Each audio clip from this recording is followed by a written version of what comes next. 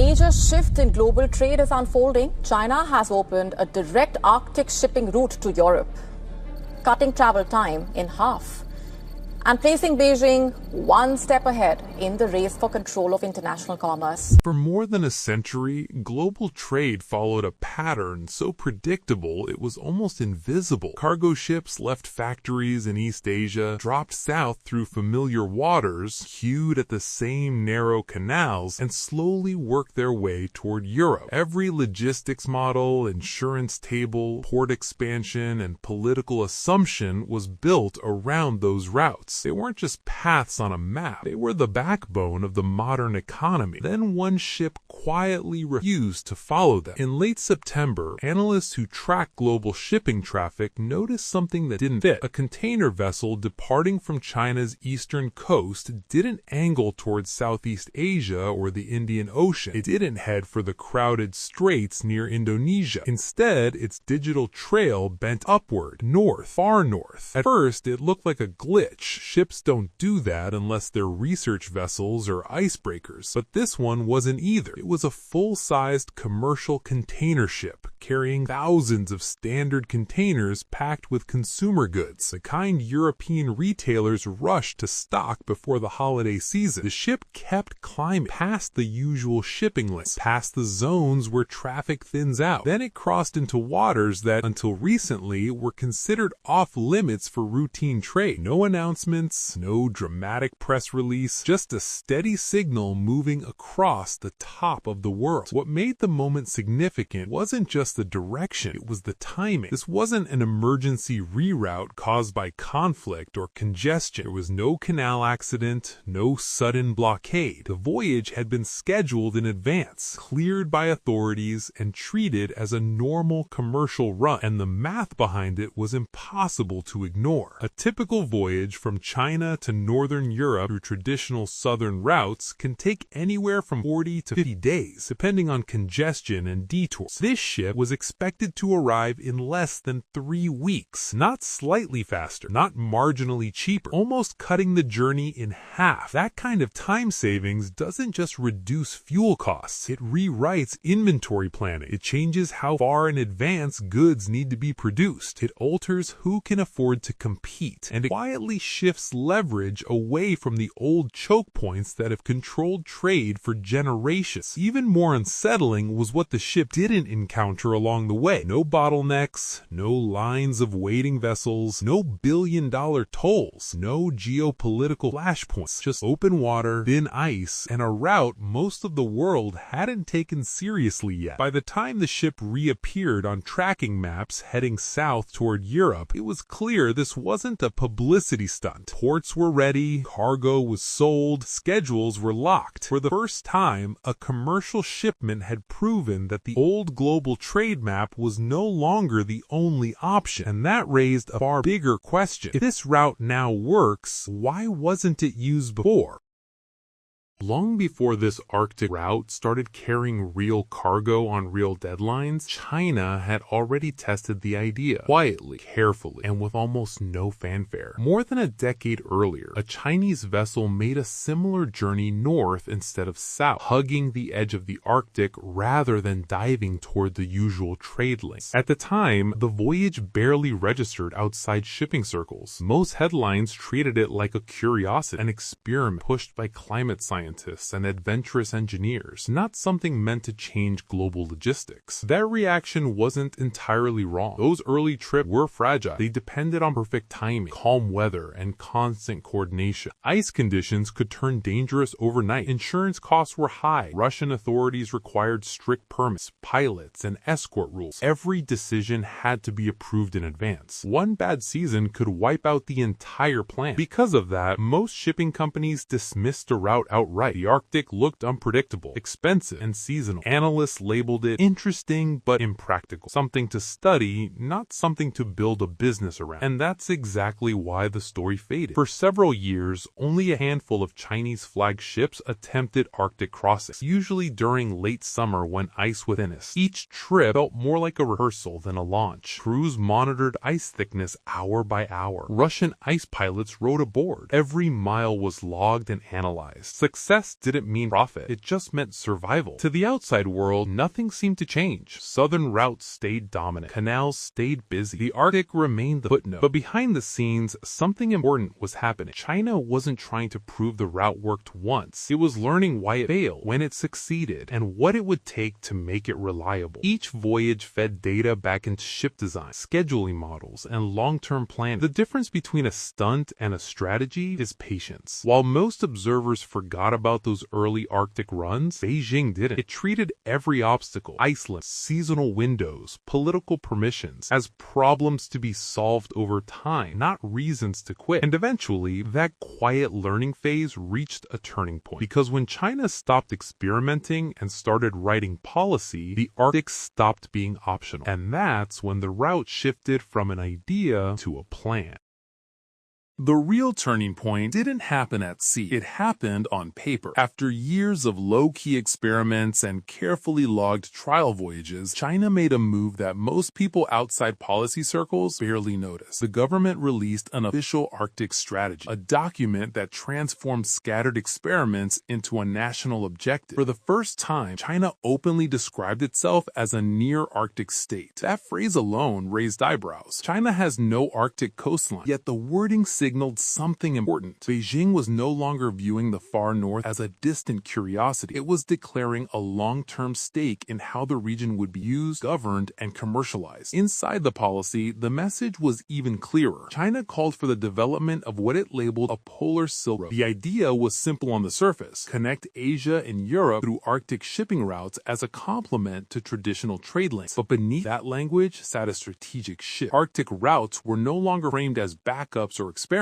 They were positioned as part of the core trade network of the future. The document encouraged Chinese companies to invest in Arctic infrastructure, participate in northern shipping projects, and gain hands-on experience navigating polar waters. Trial voyages were no longer just tests. They were steps toward normalization. Each trip was meant to reduce uncertainty and make the route feel routine. To many outside observers, this still sounded theoretical. Ice remained unpredictable. Seasons were short, costs were high. Most assumed the plan would stay locked inside white papers and long-term forecasts. But policy has power when it aligns with incentives. Once the Arctic route entered official strategy, companies had a reason to keep pushing. Shipbuilders began adjusting designs. Logistics planners started modeling northern schedules alongside southern ones. Energy firms and shipping operators began coordinating rather than experimenting alone. At the same time, China wasn't rushing. The goal wasn't to force traffic through ice at any cost. It was to be ready the moment conditions tipped in its favor. That moment came faster than expected, because while policy was being written, the environment itself was shifting, and the Arctic was becoming less hostile season by season. What once looked like an ambitious vision on paper was about to gain a physical opening in the real world.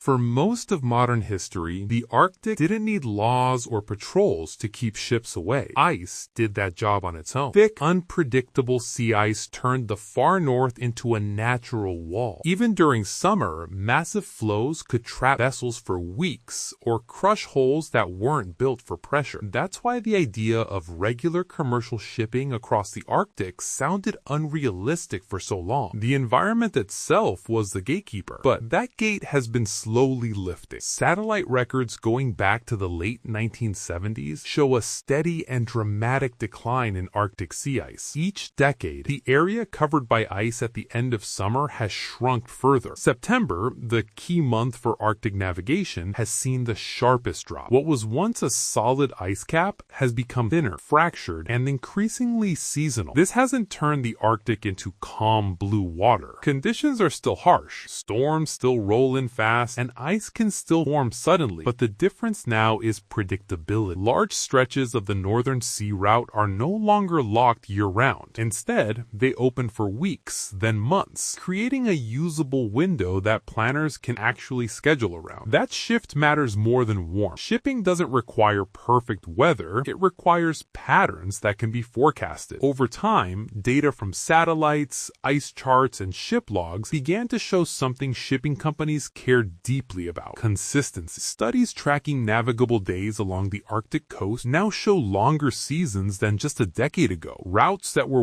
once passable for only a few risky weeks can now support repeat voyages during late summer and early autumn. Ships designed for cold conditions gain even more flexibility, extending the usable window beyond what standard vessels could attempt. For planners in China and Russia, this was the missing piece. The Arctic didn't need to be ice-free, it just needed to be predictable enough to fold into supply chains without turning every voyage into a gamble. Once that threshold was crossed, the conversation changed. The Arctic route stopped being framed as an extreme option and started being discussed as a seasonal lane, one that could carry real cargo on real schedules. But melting ice alone doesn't move ships. Someone still has to control the passage, manage the risks, and keep traffic flowing through one of the harshest environments on Earth. And that control belongs to one country more than any other.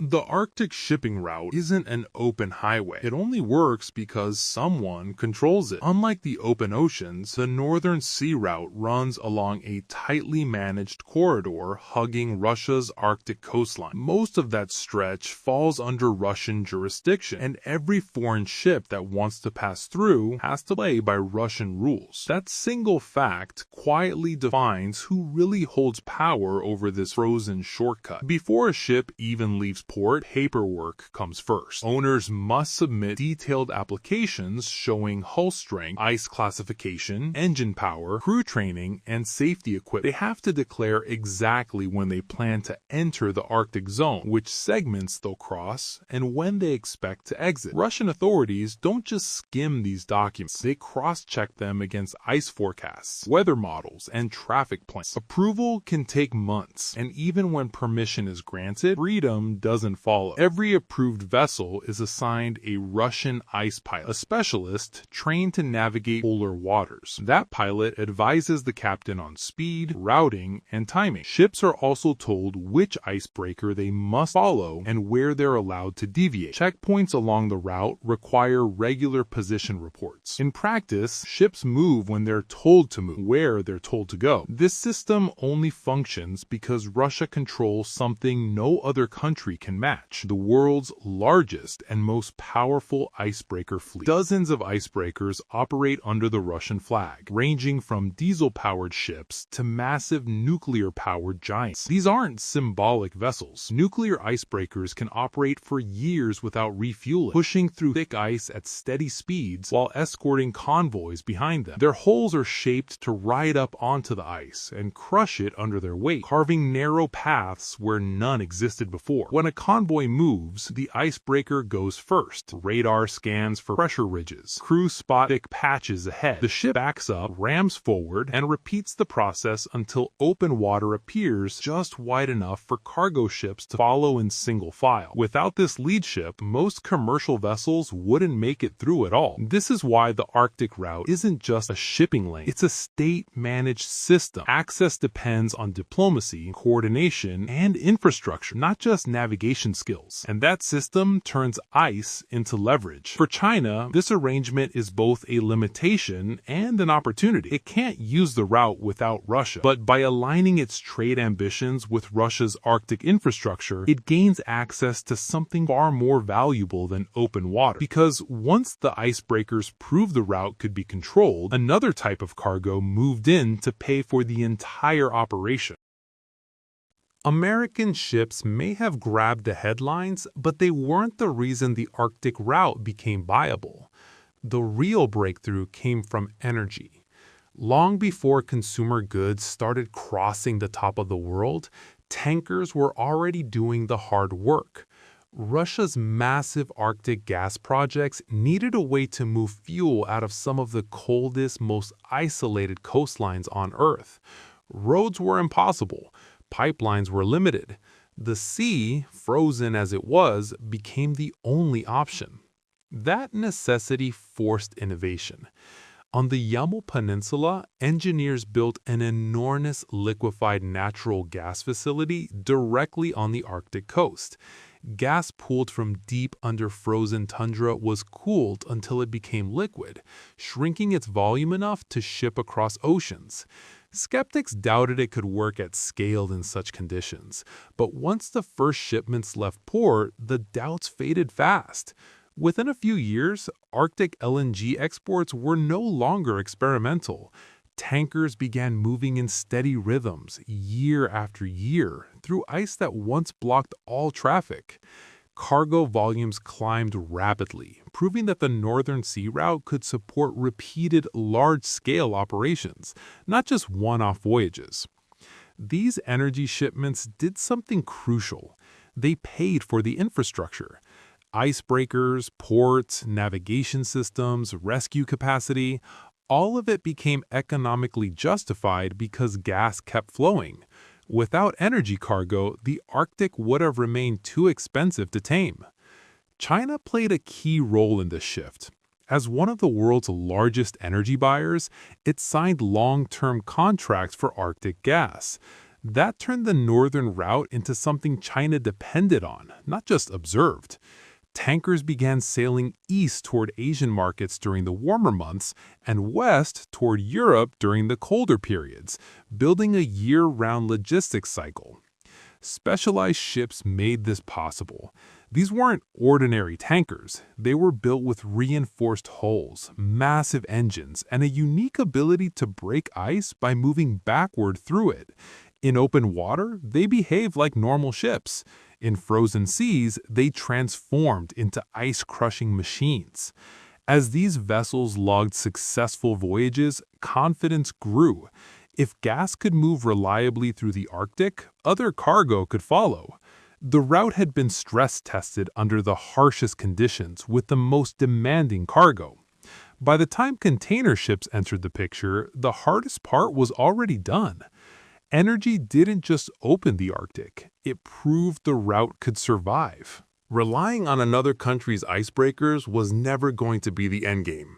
If the Arctic was going to matter long-term, China needed experience, data, and hardware of its own. The first step wasn't commercial, it was scientific. Years before container ships entered the picture, China began sending research vessels into polar waters.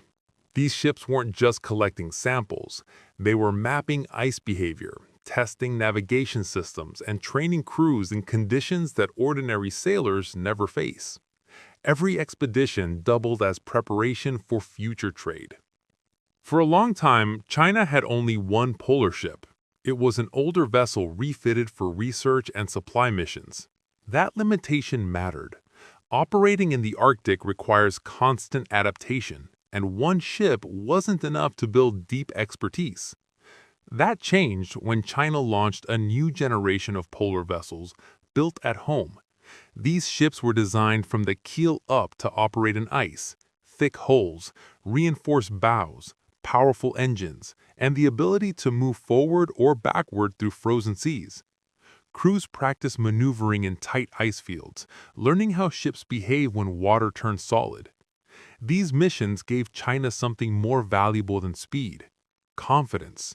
By the time cargo started using the Arctic route, Chinese sailors had already logged seasons of experience in the same waters. On land, China made another quiet move. It established a permanent research station deep in the Arctic, far from its own borders. Officially, the station focused on climate science, oceanography, and atmospheric studies. In practice, it provided long-term data on ice conditions, weather patterns, and seasonal shifts, exactly the information needed to plan shipping windows with precision. The value of that data compounds over time. Each year improves forecasts. Each season refines routes. What once looked unpredictable becomes manageable. China didn't stop there. Plans for additional polar ships and more powerful ice-capable vessels began taking shape. Future designs would carry helicopters, larger crews, and more equipment, extending reach across Arctic waters. These tools weren't just about science, they were about independence. By building its own Arctic capabilities step by step, China reduced uncertainty and reliance. When commercial traffic finally surged, it wasn't stepping into the unknown, it was returning to waters it already understood. And that preparation set the stage for the real impact of the Arctic route, because the moment trade moves faster, the old system starts to feel the strain. American trade looks vast, but it runs through surprisingly tight spaces. Most of the world's goods are funneled through a handful of narrow sea lanes that were designed for a different era. These passages save time and fuel, so the entire system grew around them. Ports expanded, rail lines connected, economies adjusted. Over decades, efficiency hardened into dependence. The most famous of these choke points is the Suez Canal. It slices through Egypt, linking Europe and Asia and carrying a massive share of global trade. When ships move through it smoothly, the world barely notices. But when something goes wrong, the impact ripples outward almost instantly. The same is true for the Panama Canal, which ties the Atlantic and Pacific together and underpins trade across the Americas. Entire supply chains assume these canals will remain open, deep enough, and safe. That assumption has shaped everything from port investments to shipping schedules. The past few years shattered that illusion. Conflict near the Red Sea forced major shipping lines to reroute away from Suez. Ships that normally crossed in weeks suddenly had to sail around the southern tip of Africa, adding thousands of miles to each trip. Fuel costs jumped. Crew time increased. Freight rates surged. Goods arrived late, or not at all. At the same time, drought cut water levels feeding the Panama Canal. Authorities had no choice but to limit daily transits and reduce ship sizes. Traffic slowed. Backlogs formed. Trade that relied on predictable schedules broke down under pressure. These weren't isolated incidents. They exposed a deeper problem. The modern global economy still depends on routes carved in the 19th and early 20th centuries. When those routes fail, there are only two options: wait or go the long way around. That's why the Arctic route matters so much. Even if it carries only a small percentage of global trade, it targets the most valuable part: time-sensitive cargo moving between East Asia and Northern Europe. Cutting weeks of transit time changes inventory cycles, shipping costs, and competitive advantage. It gives shippers leverage they didn't have before. For ports and canals built around the old map, that's a quiet threat. Revenue depends on volume, and volume depends on habit. Once ships start skipping traditional routes, even seasonally, the balance shifts. The Arctic doesn't need to replace the old system.